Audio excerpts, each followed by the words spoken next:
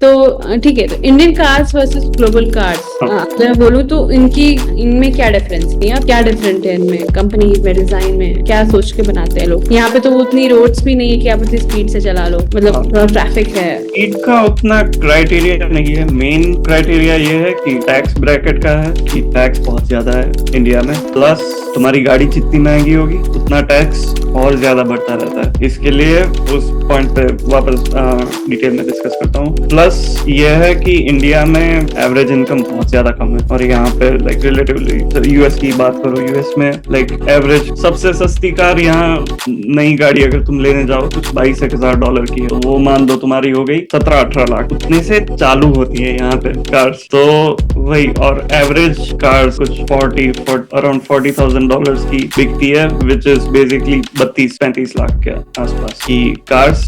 यहाँ पे तो वो हाई एंड है। हाँ, तो इंडिया में आई गेस लाइक रिसेंटली 5-1 साल में ये सारी क्रेटा वगैरह काफी ज्यादा ऐसे दिखने लगी, लेकिन उसके पहले मोस्टली लोग वही है, स्विफ्ट डिजायर वगैरह से ज्यादा महंगी गाड़ियां बहुत रेयरली दिखती थी।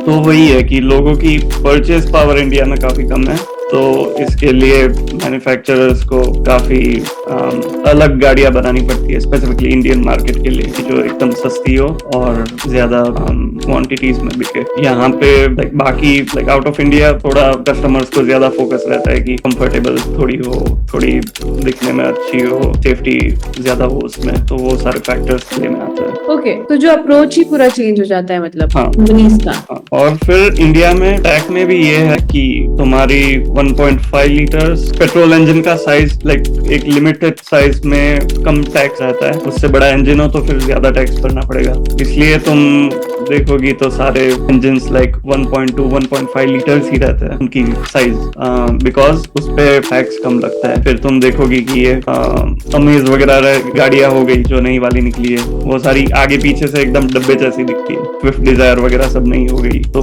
वो इसलिए ऐसी एकदम स्क्वायरिश दिखती है क्योंकि इंडिया में और एक रूल है कि 4 मीटर से छोटी अगर तुम्हारी गाड़ी हो तो उस पर कम टैक्स लगता है।